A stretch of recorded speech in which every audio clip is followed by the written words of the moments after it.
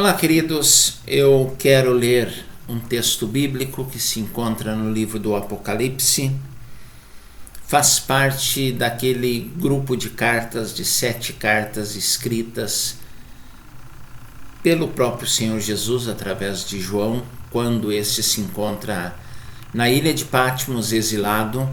É escrita às igrejas da Ásia. Essa carta, capítulo 2, versículos 1 a 7, a igreja em Éfeso. Ao anjo da igreja em Éfeso escreve: essas coisas diz aquele que conserva na mão direita as 7 estrelas e que anda no meio dos 7 candeeiros de ouro.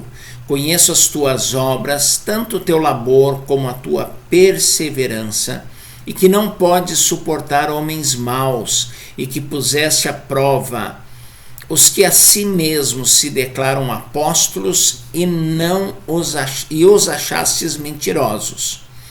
Tens perseverança e suportaste provas por amor do meu nome, e não te deixaste esmorecer. Tenho, porém, contra ti que abandonaste o teu primeiro amor. Lembra-te, pois, de onde caíste, arrepende-te e volta à prática das primeiras obras. E se não, venho a ti e moverei do seu lugar o teu candeeiro, caso não te arrependas. Tens, contudo, a teu favor que odeias as obras dos nicolaítas, as quais eu também odeio. Quem tem ouvidos, ouça o que o Espírito diz às igrejas. Ao vencedor dar-lhe-ei que se alimente da árvore da vida, que se encontra no paraíso de Deus. Meu tema hoje é revitalização da igreja. E eu quero partir da igreja em Éfeso para discorrer sobre esse assunto tão importante. A igreja em Éfeso ficava numa cidade extremamente importante e rica. Éfeso era a maior e a mais importante cidade da Ásia Menor no seu tempo. A população era muito religiosa, mas era uma religião idólatra, e ali em Éfeso estava localizado o mundialmente conhecido templo da deusa Diana. Era o centro do culto a Diana. Muitos judeus moravam em Éfeso e eles tinham liberdade de cultuar ao Senhor, tanto que na cidade tinha sinagoga, havia liberdade de culto, desde que não atrapalhasse o culto a Diana. Aproximadamente no ano 52, Paulo, durante a sua segunda viagem missionária, ele passa por Éfeso, acompanhado de várias outras pessoas, entre elas Áquila e Priscila. A Bíblia diz que em Éfeso Paulo entrou na sinagoga e discutiu e disputou e debateu com os judeus. E naquela ocasião parece que os judeus, que a comunidade judaica de Éfeso aceitou, recebeu bem a mensagem de Cristo. Por quê? Porque Atos 18, Lucas nos diz que os judeus pediram que Paulo permanecesse ali mais um tempo. Paulo, entretanto, tinha um compromisso em Jerusalém e não pôde ficar na cidade. Mas ele deixa em Éfeso Áquila e Priscila. Eles ficam ali pregando, discipulando, implantando a igreja, e eles conhecem um judeu chamado Apolo, um judeu de Alexandria, e esse casal, Áquila e Priscila, anunciou o evangelho a Apolo, e Apolo posteriormente tornou-se um grande pregador das boas novas de salvação em Cristo. Você encontra toda essa história no livro de Atos dos Apóstolos. Mais tarde, Paulo retorna a Éfeso, encontrou alguns discípulos de João Batista, não de Áquila, de Priscila, não de Apolo, mas de João Batista, e ele anuncia Cristo, e eles são batizados em nome de Jesus e recebem o Espírito Santo. Paulo pregou com ousadia, com autoridade, com ímpeto, durante 3 meses, usando como base da sua pregação a sinagoga de Éfeso. Mas acontece o quê? Acontece uma reação. Judeus endurecidos rejeitaram o evangelho, se tornaram agressivos, violentos opositores aos cristãos. Apesar disso, Paulo permanece em Éfeso por quase 3 anos, e Lucas fala em Atos 19 que pelas mãos de Paulo Deus fazia maravilhas extraordinárias. Houve um avivamento tremendo, houve um mover de Deus naquela cidade, o nome do Senhor Jesus era engrandecido, muitos judeus e gentios creram e receberam o evangelho de Jesus Cristo. Muitos moradores de Éfeso que seguiam as artes mágicas, dizem alguns escritores antigos e contemporâneos que havia em Éfeso uma escola de bruxaria, uma escola de artes mágicas, e esses habitantes que seguiam artes mágicas e se converteram, eles trouxeram seus livros para a praça pública e os queimaram, e era um montante assim astronômico, um valor muito alto. A igreja em Éfeso cresceu de forma tão extraordinária, tão maravilhosa, que a economia da cidade, que dependia da venda de artefatos religiosos da deusa Diana, foi ameaçada. Neste contexto, um ourives de nome Demétrio liderou um princípio de tumulto na cidade. Eles gritam durante muito tempo, grande é a Diana dos Efésios, Atos 19 nos fala sobre isso. E a obra do Senhor naquela cidade não pôde ser impedida, ela continuou crescendo apesar de toda a oposição. A igreja em Éfeso estava estabelecida e se tornou um centro propagador do evangelho para toda a região circunvizinha. Além de Paulo, o jovem Timóteo foi pastor ali, o apóstolo João foi pastor em Éfeso, e eles deram muito de si, da sua vida, do seu ministério na cidade de Éfeso. Parece que o evangelho, a partir dali, propagou-se, tornou-se algo muito forte, muito importante em toda a região. Mas, queridos, o tempo passou, uma nova geração de crentes surgiu na cidade de Éfeso, e essa nova geração, ela recebe a carta que o Senhor Jesus ditou ao apóstolo João, a carta que lemos aqui no livro de Apocalipse. Como a data mais provável do livro de Apocalipse é 90 depois de Cristo, é 90 da nossa era, a carta à igreja em Éfeso foi escrita 40 anos depois daquela igreja ter sido fundada. Passou-se 4 décadas, 40 anos aproximadamente. E na carta à igreja em Éfeso, em Apocalipse, o Senhor Jesus se apresenta como aquele que conserva na mão direita 7 estrelas e que anda no meio dos 7 candeeiros de ouro.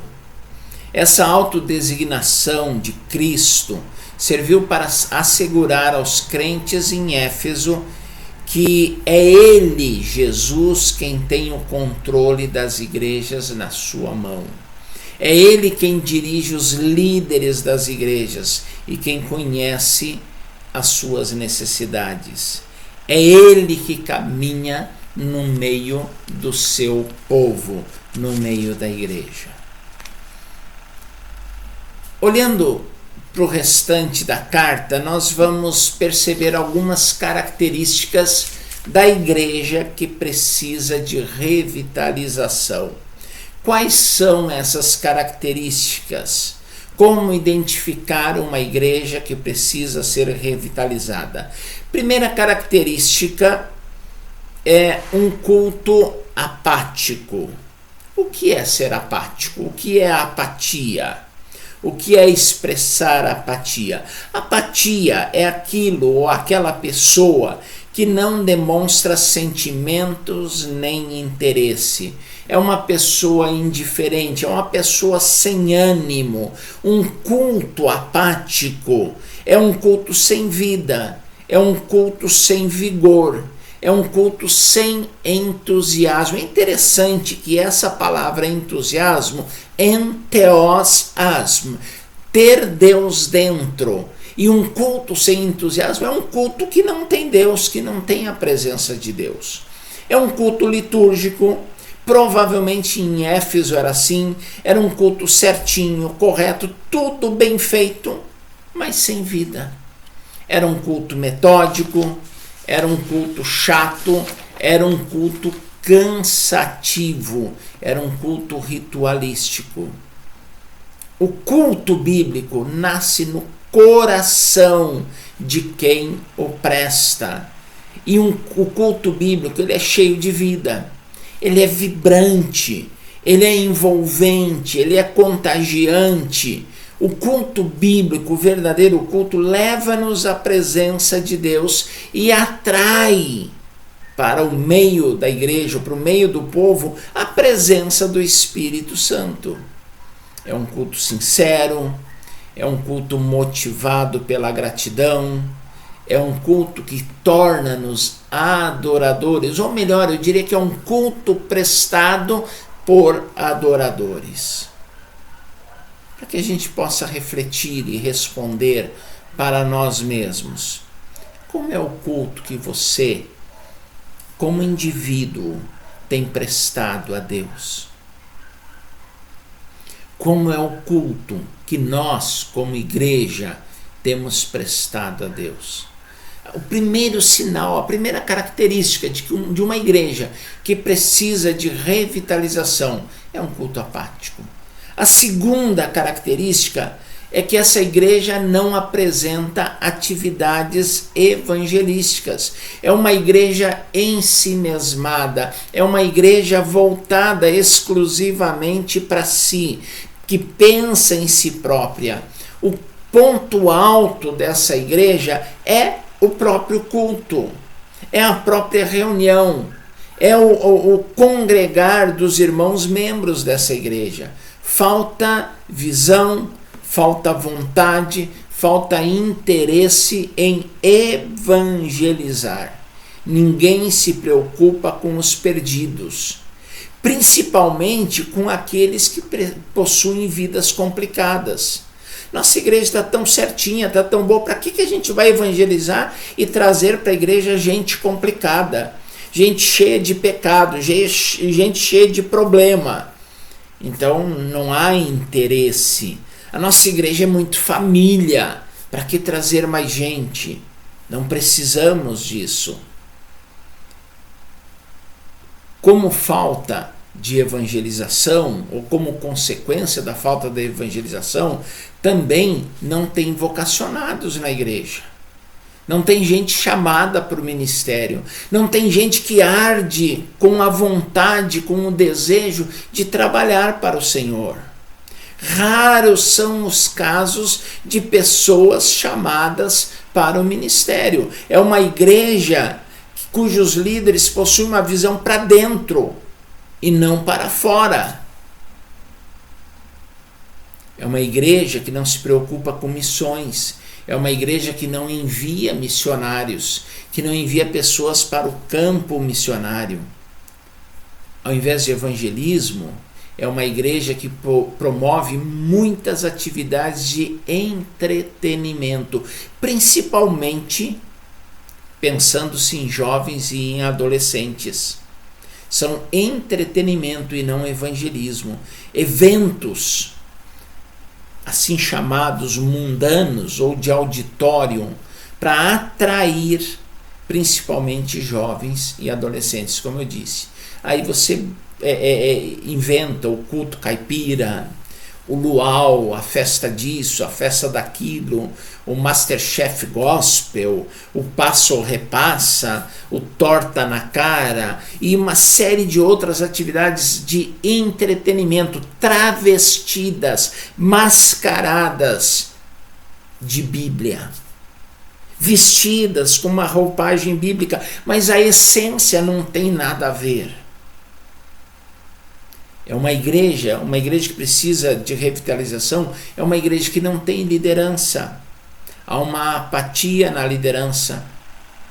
Não há um crescimento da liderança. Ninguém quer fazer nada na igreja. As alegações são as mais variadas. Uma delas é não ter tempo. Eu não tenho tempo por causa do trabalho, por causa da família, por causa disso, por causa daquilo. Alegam não ser capacitados. Eu não tenho qualificação, não tenho capacidade e também não tenho tempo de aprender. E se tiver tempo de aprender, não tem quem ensine. Não tem uma liderança capacitadora. Há uma dificuldade em se preencher cargos e ministérios. É sempre o mesmo grupo de pessoas que faz tudo na igreja. Poucas pessoas fazendo tudo e a maioria apenas assiste, apenas está na arquibancada, apenas participa dos cultos. Igreja que precisa de uma revitalização não possui uma liderança biblicamente forte. Não possuem alicerce bíblico, não possuem alicerce doutrinário. Na maioria das vezes se escolhe pessoas para preencher o espaço ou para preencher o cargo, para ocupar o cargo. Até podem ser secularmente capacitados e alguns altamente capacitados, mas são pessoas pouco espirituais. Quarta característica de uma igreja que precisa de revitalização: pouco interesse pelo estudo da palavra. O culto de ensino é pouco frequentado. Quase ninguém vai. Eles preferem as pregações mais vibrantes, emocionantes de domingo à noite.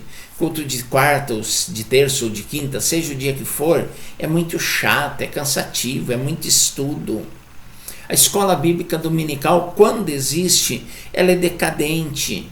São poucos alunos em poucas classes, professores não qualificados, material inadequado, histórias que não tem nada a ver com a Bíblia. Gente, eu já vi em escola bíblica dominical criança pintando na Páscoa coelhinho e ovos de chocolate, ao invés de falar da ressurreição, ou pelo menos do Êxodo. O povo de uma igreja que precisa de revitalização é um povo que não conhece nada ou conhece muito pouco de Bíblia. Não lê a palavra, não medita na palavra. Prefere ouvir aquelas pregações vibrantes que os enche de emoção, mesmo sendo rasas. Querem ouvir mais de bênção, de promessas, do que serem confrontados ou serem desafiados. Uma igreja que precisa de revitalização, em quinto lugar, possui uma vida de oração rasa e inconsistente. O termômetro da igreja é a sua vida de oração. A oração é a alma da nova vida em Cristo. A oração é o combustível que nos leva a um nível de vida mais profundo, mais elevado, a um novo patamar, a uma nova dimensão. A oração é tão importante quanto a palavra. Oração e palavra caminham juntas na história bíblica, na história da igreja primitiva. Não pode haver um divórcio entre oração e palavra. A Escritura está recheada de passagens, de textos sobre o valor da oração na vida do povo de Deus. No ministério de Jesus, a oração fazia parte sistemática, constante, tanto na prática quanto no ensino do Mestre. O Senhor Jesus ensinou sobre oração tanto pelas ilustrações como pelo exemplo. Ele não falava para os discípulos orar, ele orava. Ele não apenas falava, ele orava. A sua vida foi marcada pela oração constante. Ele orava constantemente, ele orava perseverantemente. Igreja sem vida de oração verdadeira é o que nós mais vemos, é o que nós encontramos em Éfeso. Orações curtas, orações rápidas, orações superficiais, períodos de oração quando a igreja ainda se ajoelha, o que não é prática muito comum, períodos de oração onde o silêncio impera ao invés do clamor. A igreja, ao invés de clamar, de erguer a voz, a igreja fica mergulhada num silêncio terrível. Orações recheadas de pedido. Culto de oração quase não existe. Quando existe, a frequência é pequena. Vigílias são raras. Você quer uma vigília que funcione? Faça um louvorzão. Vigília de oração não funciona. E o lamentável é que tem gente que vai para o monte orar, mas não ora no templo. Que no monte faz aquele auê, aquela gritaria, aquela coisa toda, mas no templo não ora. Nem vai na oração no templo. Sexta característica de uma igreja que precisa de revitalização: pecados constantes na vida da igreja. Com frequência, pessoas são disciplinadas ou excluídas por causa do pecado. Tem igreja que nem faz mais isso. A vida moral dos membros da igreja é manchada pelo pecado. Crentes fazendo coisas erradas com a maior naturalidade, como se isso não fosse nada. O pecado deixa de ser um acidente de percurso para se tornar uma prática comum.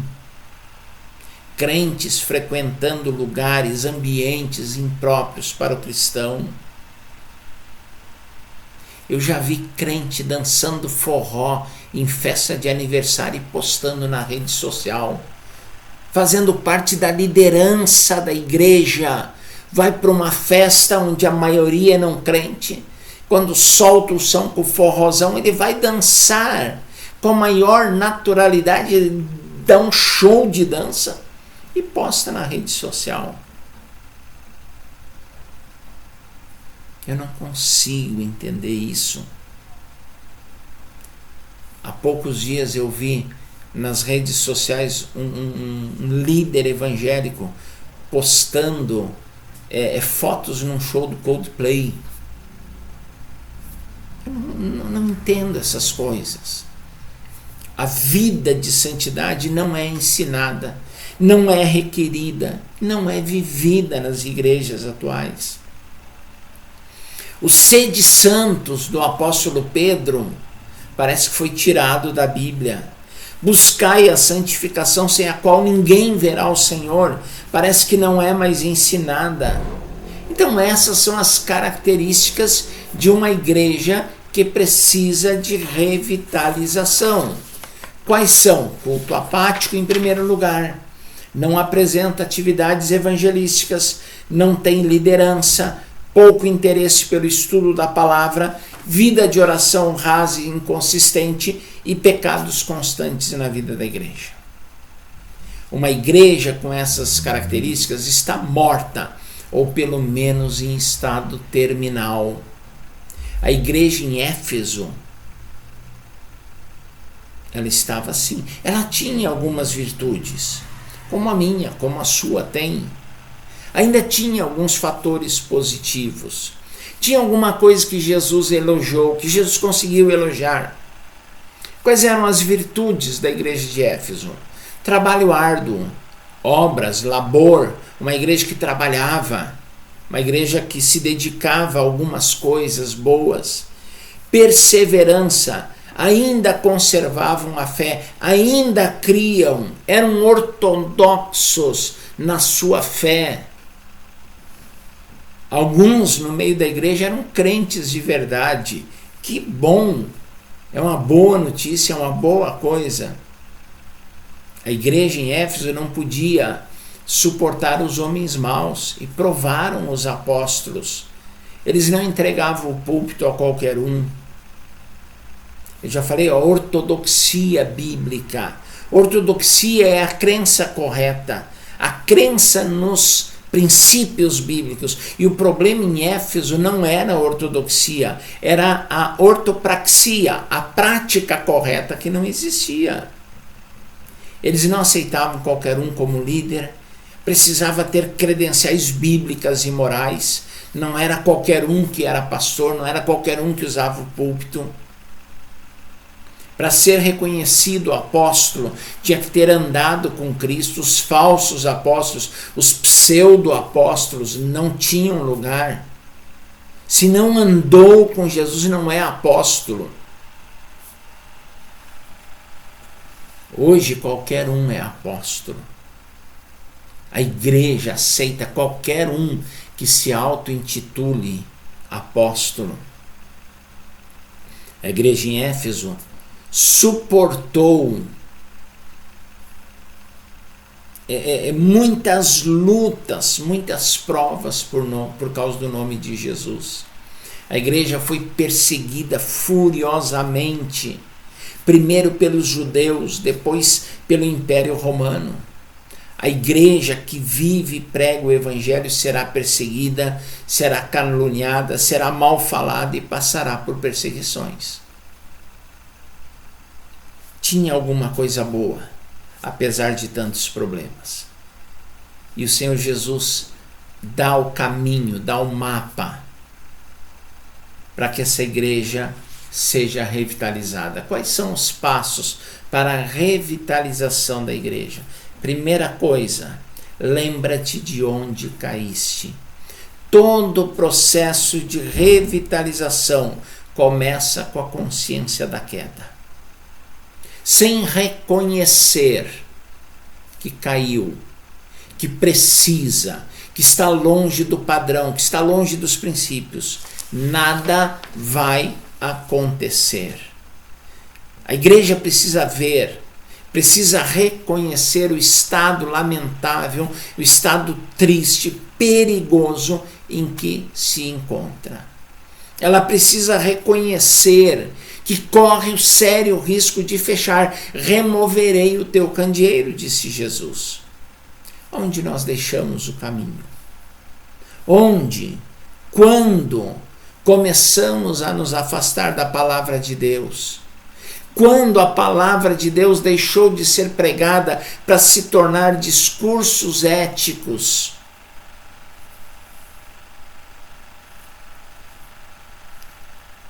Aonde nós deixamos de falar de vida com Deus e começamos a falar de religião, de política, ou ter princípios motivacionais e palestras motivacionais no culto? Onde, quando viramos as costas para Cristo? Onde e quando o ativismo e as programações substituíram o primeiro amor? Jesus disse: deixaste o primeiro amor, perdeu a paixão. Deus em Cristo deixou de ser prioridade, de ocupar o primeiro lugar, o lugar mais importante nas nossas vidas e na nossa programação. As atividades, os cargos, os relacionamentos, a profissão, os bens materiais e tantas outras coisas, o patrimônio eclesiástico ocupou o lugar do que deveria ser ocupado pelo Senhor. Primeiro passo, lembrar de onde caiu. Segundo passo, arrepende-te, é o que diz o Senhor. O que é arrependimento de acordo com a Bíblia? O arrependimento inclui afastar-se do pecado, voltar-se para Deus para obter perdão. É a mudança de rumo, é a mudança de caminho. O arrependimento é motivado pelo amor a Deus, pelo desejo sincero de obedecer aos seus mandamentos. O arrependimento não tem a ver com os meus sentimentos, mas com o que Deus quer. Arrependimento é reconhecer o pecado. Arrependimento é chorar diante de Deus, sentindo o peso do seu pecado. No caso da igreja, isso é individual, mas é coletivo. Oração intensa, buscando o perdão. É mudança de atitude, do grego metanoia, mudança de pensamento, mudança de caráter, transformação espiritual. A revitalização da igreja depende do arrependimento. Terceiro lugar que Jesus diz para a igreja: volta à prática das primeiras obras. O que isso quer dizer? Volta a fazer o que você fazia quando você se tornou cristão. Volta a fazer o que você fazia quando você se tornou igreja. Gente, crente novo chega a ser chato, mas é uma excelente chatice. É uma paixão, é um vigor que incomoda os frios, que incomoda os que precisam ser revitalizados. O crente novo não quer sair do templo. O crente novo não larga o pé do pastor. O crente novo está sempre com uma pergunta para fazer. Está sempre testemunhando para todo mundo, onde quer que ele esteja. E o que Jesus disse é isso: volta a fazer o que você fazia quando você se converteu. Volta a fazer o que você fazia quando você começou a ser igreja, quando começou a existir como igreja. Quais são as primeiras obras às quais devemos voltar? Uma vida de oração intensa, praticar ou participar de vigílias, orar de madrugada, jejum, consagração, o louvor verdadeiro, o louvor vivo, o louvor contagiante, o louvor que brota da alma, frequência assídua no culto, no templo, o evangelismo intencional e constante, a disponibilidade para fazer a obra de Deus, o voluntariado para fazer as coisas de Deus, uma verdadeira união, uma comunhão intencional entre os membros da igreja. É isso que falta para revitalizar uma igreja. Primeiro lugar, lembra-te de onde caíste. Segundo lugar, arrepende-te. Terceiro lugar, volta à prática das primeiras obras. Uma igreja não precisa morrer. Ela pode ser revitalizada. Ela pode ser vivificada. A igreja não pode, não deve morrer. Ela precisa de uma revitalização. Dá para percorrer o caminho de volta. É preciso, ou melhor, é possível ser viva outra vez, ser vigorosa, ser contagiante, ser relevante. Se a igreja precisa ser revitalizada, se a igreja perdeu a vivacidade e o vigor, se a igreja perdeu a relevância, ela precisa de apenas 3 coisas. Lembra-te de onde caíste, arrepende-te e volta à prática das primeiras obras. É tão fácil, é tão simples, ao mesmo tempo é tão difícil. Mas é possível. E é isso que Deus espera de você como igreja. É isso que Deus espera de você. É isso que Deus espera de mim. Vamos buscar o vigor, a saúde, a vivacidade, a relevância. O caminho é árduo, mas é claro e simples.